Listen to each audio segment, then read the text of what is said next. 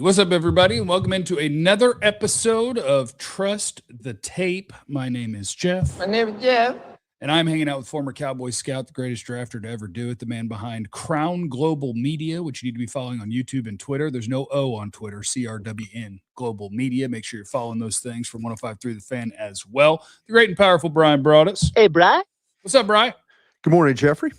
I appreciate you letting us go a little bit early today. I know you're the hardest working man in show business, and making you wake up even earlier feels terrible, but I'm getting on a plane to Japan, and I do not want to miss an international flight. That would be a terrible idea. So thank you. Thank you for going early.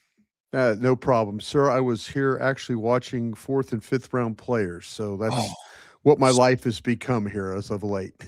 You are so far ahead of me. I am about 70-something guys in, but I did put my rankings on Twitter. If anybody saw cares that about my stupid rankings, saw that. Do it every year. And then I actually noticed that Vach had his pinned, and I had only tweeted mine like a couple months ago, and that gets lost in the wash. So I fired off a new tweet and pinned it. I copied Vach, and so now you can compare and contrast and make us fight the next time that I talk to Vach. That'll be good. Bryan, I want to start today's show with an episode of Is It the Hot Dog or Is It the Bun? Now this is a hot dog bun. I think it's a hot dog, too. And I want to put on the stand your guy, Zach Wolchuk. I want to put where's my phone? I want to put the interrogator light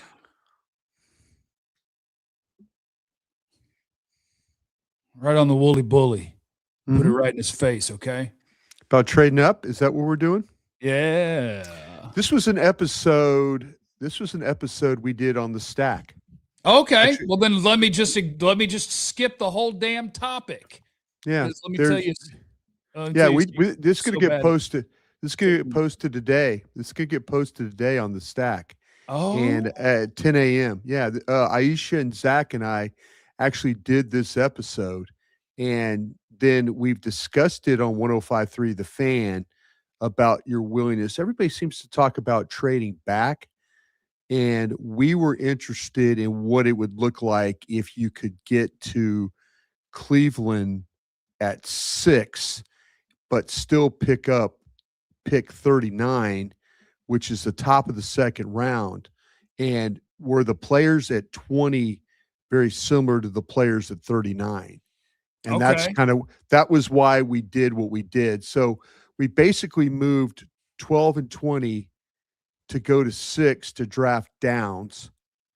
And then when we got there, we picked him, and now we had to wait until 39. But what we found out, and the episode again we'll post this morning. Yeah, this is a promotional vehicle for that episode, is what it turns out. Thank you. No, Zach and Aisha and I did this, and actually we ran a second mock draft where we traded down to Carolina and picked up 51. So we went up one time, and then I wanted to see what it looked like if we stayed. We never got to the stayed because the trade was too good to not take. And so that's why we went down. So we went at it a couple of different ways, but I don't think anybody's gone at it from the way of going up, and we wanted to take that opportunity. Well, Bryan, you're aware that it's against my draft religion, of course, to go up almost all the time. Although, to your point, or to the point of the question, it is a weird draft. Yeah. I think if you are talking about the what Jerry Jones would call a blue player, he's a blue player. That goes back to our pro days that Jerry and Steven understood colors. I don't know if they do it anymore, but we had a range for the blue, red, orange player, purple players, so we had a range. They understood the colors better than the numbers. I'd like a bunch of purple players. I don't know what it means, but I like purple. I mean, I do too. Greatest. Yeah. I am the best wide receiver in the history of Abilene Christian University to never record an official statistic. And of course, you're an LSU Tiger, so we're just a couple of purple guys, and that's big. And I guess in this draft, boy, it's crazy to me because I'm talking about I would take a less valuable position at 12 than most years. Now you're talking about the trade up target being a quote less valuable position, but the best player potentially. And I think also, the world's changing. I think the NFL world is changing. I think the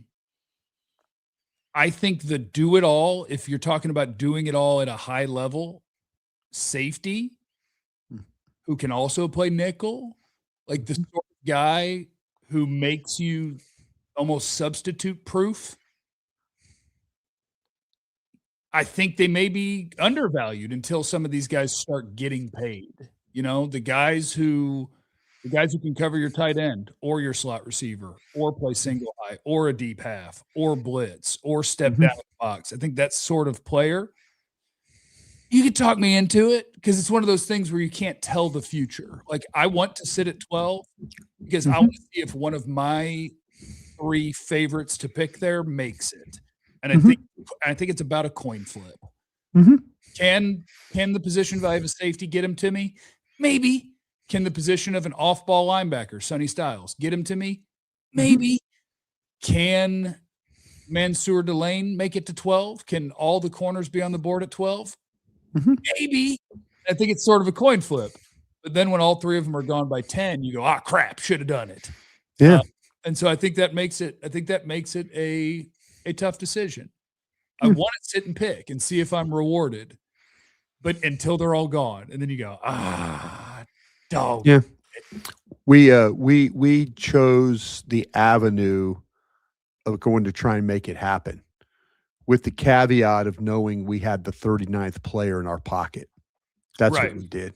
That's what we did. And it's tough because I don't love what the Cowboys have going into this draft. I really like having 2 first-round picks. Sure. But to me, it looks like a spot where, man, maybe this is every year. I just want more picks. Like in the second round, I want more picks. Scouts always want more picks. We had Drew Fabianich on the other day, and Vach asked a very interesting question. 2 picks in the top 50, 3 picks in the top 100. And the scout will every time will take the 3 picks in the top 100 until you're a team that doesn't draft very well. Then all of a sudden they seem to hit on higher picks better than they do. They've struggled in 3rd, 4th, 5th round. Junior Fajokos, people like that. Boss Man Fat. They've had some struggles. I mean, they've had more struggles than you'd like in the first round. I mean, sure. When you have Mozzie and Guyton as 2 of those, that hurts. That hurts. I mean, that's what puts us where they are right now, right? It's the combination. Well, Drew admitted this. Drew was part of that staff, and if you go back on Crown Global Media and look at the interview we had with Drew, he admitted they missed on the players. He admitted they missed on the evaluations of Mozzie and Taco Charlton and guys like that. It wasn't something that it's something they had an idea what the players could be. They missed it. He admitted it. Flat missed. Well, and that's what puts them in a spot now where what you need is not just the Cowboys to move a little bit differently this offseason. They need to move way differently because you do have a quarterback on the roster who has won 2 giant negotiations back to back where they both ran all the way out of time. And so like even with his restructure, he's still a pretty big cap number. Like you've put yourself in a spot where there are teams who are better equipped to put money off to the future and sign a bunch of free agents and make their future potentially have a hiccup here and there with dead money. Like you're not the team in the best spot to do that. And so you're going to have to be a team that is hyper aggressive if we're talking about filling every need the Cowboys have before the draft. And I don't believe that they will. I can be talked into that they'll do it differently, but I don't think they're going to go out and sign, for instance, a nice starting caliber safety, corner, 2 edges, linebacker, running back. I don't think they're going to go sign 6 starting players or 7 starting players in free agency before the draft. And that's not even including how many do you think they are going to sign if you had to give an estimate? And you don't have to give me the position, just give me the number. Yeah. But ones that aren't in the vein of like $15 million players. Oh, I think one at most. If you're talking $15 million player, like I think it'll be, they'll do a combination of like, maybe they'll sign one like that. And maybe they'll sign one or two that are at least above the trade for Kyer Elam, trade for Kenneth Murray, other people's failed picks. As long as you're going above that level, I'm okay. Like a guy who didn't play great football last year, but throughout his career has been a starter and been fine. Sign Reed Blankenship. I think that's fine. If I got to play with him, okay. But he doesn't stop me from doing anything, right? That's the caliber of player that I hope they signed that gives them the opportunity to do whatever they got to do in the draft and pick the best players. But like I look at, I'm going to give you 4 players. I did this yesterday on the DLS Cowboys podcast. And by the way, go watch everything on Crown Global Media. That interview with Drew, fantastic. Thank you. Appreciate that. 4 guys that I don't think they have the ability just to do this much. But do you believe Tyler Guyton's going to go into the season the way they build their roster, that he's going to absolutely be your left tackle? I do. Do you believe that Terrence Steele is absolutely going to be your right tackle? I think there's going to be some competition with Nate Thomas. I don't think they're going to go outside and get another guy. Do you think they're going to build their roster in such a way that Malik Hooker is no doubt a starter? I think they're going to give him the a challenge there. I wouldn't be surprised if it's addressed with what you were talking about with Blankenship, or they're going to use a premium pick on a safety, potentially the 20th player. But if you just get one, Malik's still a starter, right? If you get one, you have to make a determination. If it depends on the one you got, in my opinion. Right. And then Savone Revel, they'll build their roster as if he's starting also, right? Yeah, I think so. I think that, again, this is just me. I think Savone Revel was thrown into a very difficult situation. I think his situation in training camp, getting re-injured, didn't help. I am a fan of the player, and I will be more than willing to admit that if he's not a good player after next season, give him an off season, let him catch his breath, let him work on his craft. I think you're going to see a much better player in 2026. Well, and that's the rule of the Jeffrey. I adopted it as of last year. After 2 years of your NFL career, I no longer care where you were drafted, how much money you make, any of those things. After 2 years, it's all out the window, and you are who you are so far, and we'll build our team accordingly. Carrie's in the super chat, and he said, "Hi, just wanted to say happy Valentine's Day, Bubba. Here's pool money, Jeff, and Jack in the Box tacos for you, Brian." Thank you. Listen to it. And somebody did ask early in the show, what's the pool fund at? The answer is I did open a new invoice yesterday. 22.7. We're 22.7. So if we could get during this show $22,700 in super chats, that'd be great. Well, that's not true because I think Google takes about 30% of that. If we could get about 60 grand in super chats in this show, that way I could fire cover your trip to Japan too. And I could fire 10 or 12 of that to Brian and then pay off the pool. Then I think now we're cooking, and pay for the Japan trip's not. I got a son that's going to graduate school now, Texas. Get on Crown Global, we got to be at monetization status on Crown Global, right? You can get. But we pay rent on that. We can use some sponsors if folks are interested. Okay, yeah. Crown Global needs sponsors and fire in $50 million in super chats for Brian and the squad. Okay. Yeah, thank you. Dro knows. What if I told you that Keldrick Falk is going to have a Mario Williams type of career? 9.75 sacks per year for 10 years. Would you be interested at 12? Yeah, 10 sack a year guy for a decade? Sure. Yeah. That would exceed whatever I believe he can do. Yeah, I think double-digit sack guy would be a surprise from him. Yeah, I think so too. Really, a good player. I think people feel that we're too hard on him, and he might absolutely fit what Christian Parker and this crew is trying to build. Once we get an idea of where Christian Parker is going to be up on the podium and he's going to tell us all these things. I want tough guys, smart guys. He's going to say all that.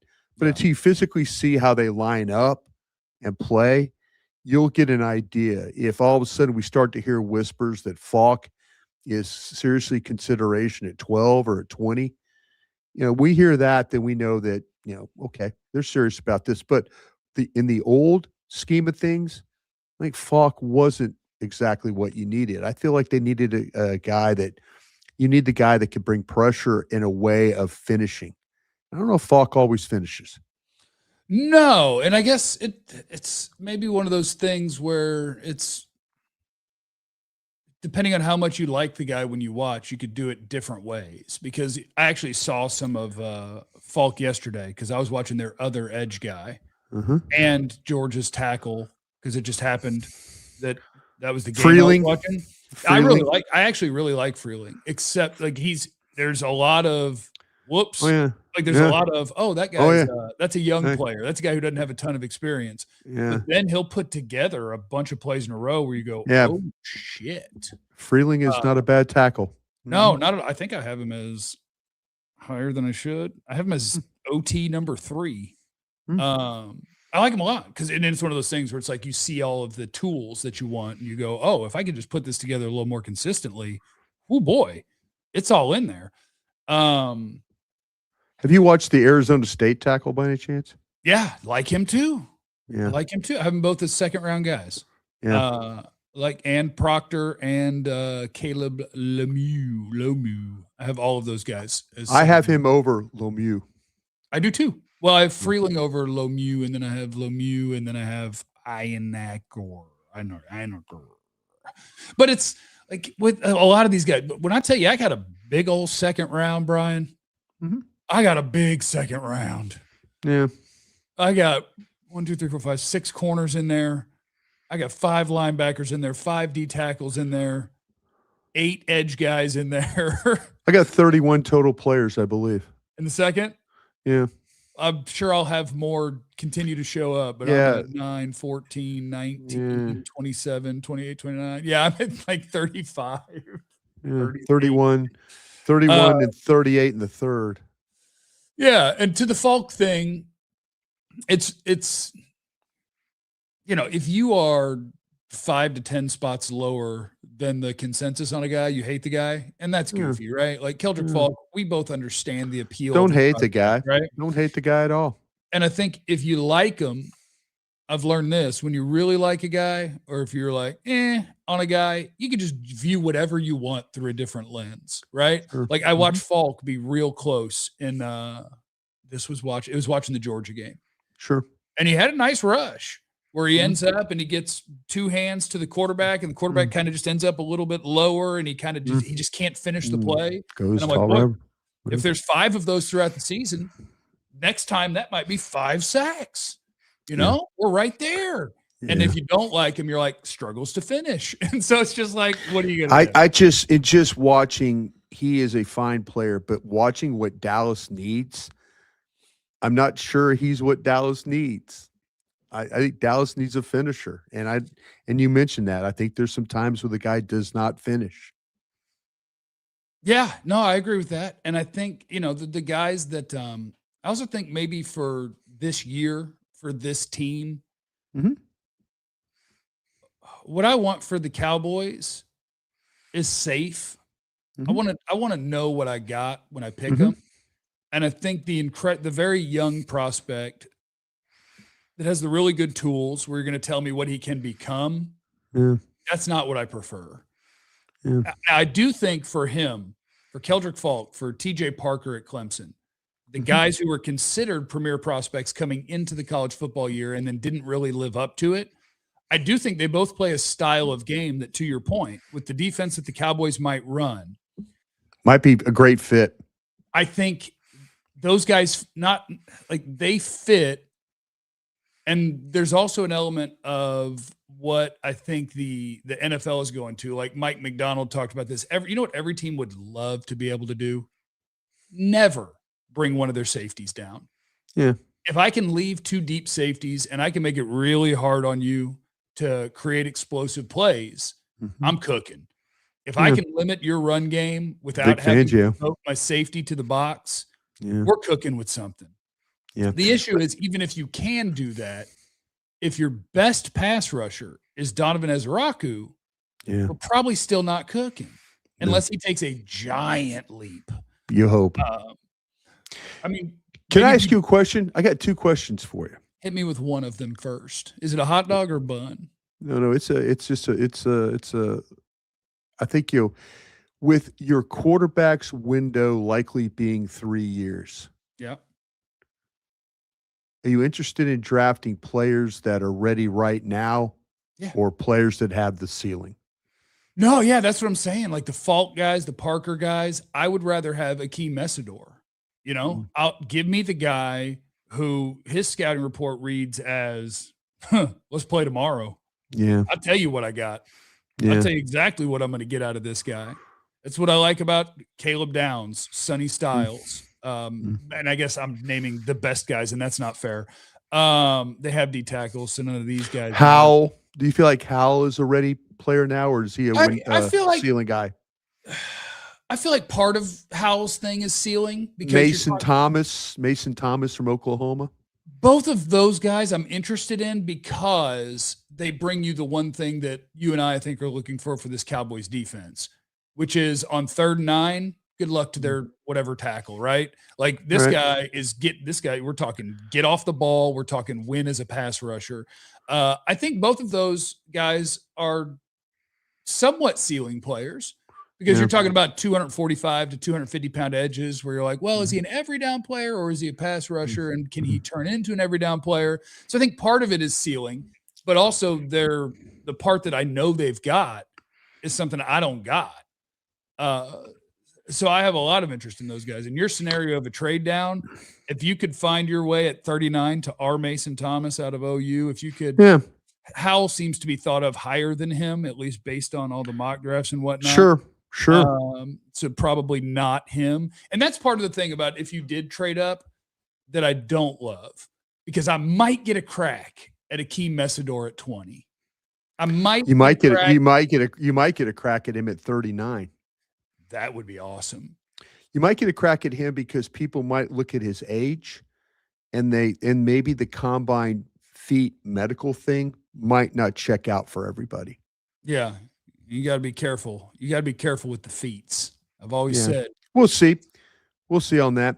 Let me circle back on my second question to you. Question number 2. Come on. You were going to put Wolchuk on the spotlight. That's right. For that.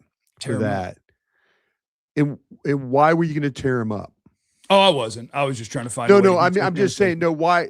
What was the? You're just adamant against going to trade up. Is that it, or was 39 not good enough for you to make you trade up? Oh, neither of those things. I mean, I'm mostly against the trade up. I was just doing a bit to get to the content to find a way to his question. No, I don't. I'm not actually opposed to it. I do think, to me, 39 is going down pretty far, but also I do believe that in this draft at 39, you're going to find you a starter. Yep, you are. You absolutely are. At 59, I think you're going to find you a starter. You absolutely are. I hate that it's a year that I don't have a 2nd or a 3rd round pick. Well, and I sure would like to find my way to that. So I may be more likely to trade down. In a draft, starters out of this thing. In a draft where you potentially could go get the best player on your board. Yeah. Don't you owe that to yourself? It's tempting. Yeah. I mean, I think there's more unknowns at the top of that board than there are knowns. Yeah, I think if you're looking for a blue chip prospect, if you're looking for a blue player, nobody could decide what wide receiver they want. No, I can't either. Honestly. Nobody could decide what corner they really want. I can't either. You know, nobody's really sure about the edge rushers. They have questions about Bain, Bailey. They have questions about all these guys. Yeah. The one thing that seems to be consistent, Caleb Downs is a baller, is the best player in the draft, and he's not going to get picked number 1. No. And I don't think he'll get picked number 2. I think he'll at least start. Well, we'll see. We'll see. The reason we did this, the reason why we were getting wind, like the mock, we were feeling like that maybe this is where Downs had gone through and he'd gone through the draft. to a point where he got to the Commanders at 7. Yeah. And then it made it interesting for us. Like, why are we not in this? We kind of were like cool the way the draft was falling until it got to the Commanders. And then we weren't cool anymore. That's why we went and got him, because we weren't cool with the way the thing was falling. Yeah.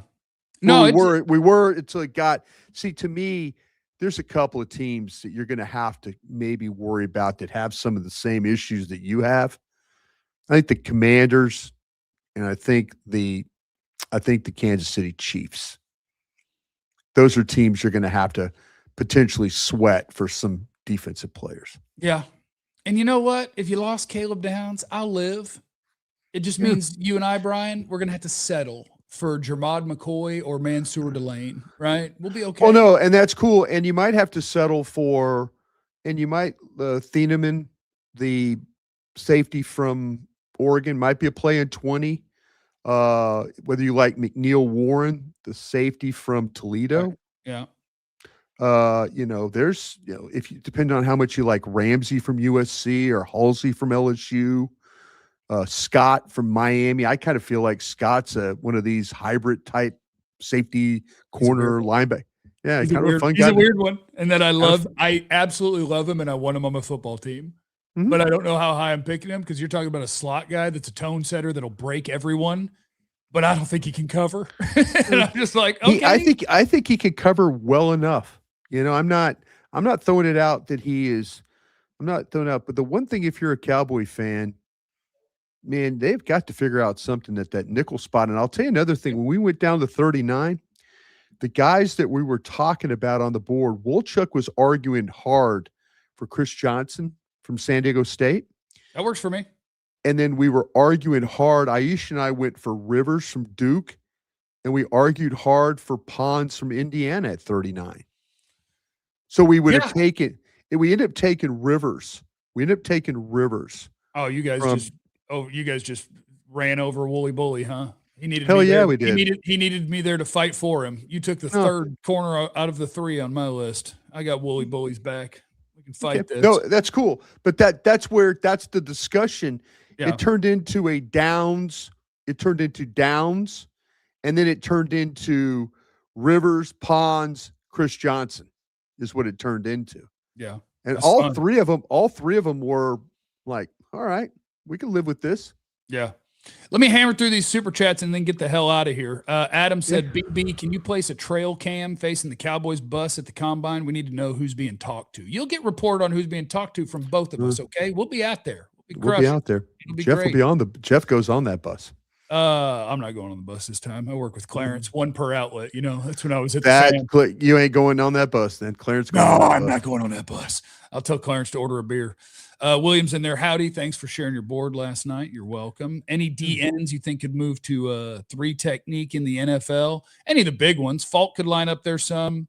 I think Messidor could do it when you're talking about rushing the passer from inside. Yeah. Bain could do it if you're talking about rushing the passer in a NASCAR package. I'll tell you what's interesting is Mason Thompson. I think that's kind of a Brandon Graham looking kind of a player there. The kid from Oklahoma, the body type. Yeah. I mean, the body type. Was Brandon Graham that light? He was he's like a 255, 260. Okay. This guy's 249, 250.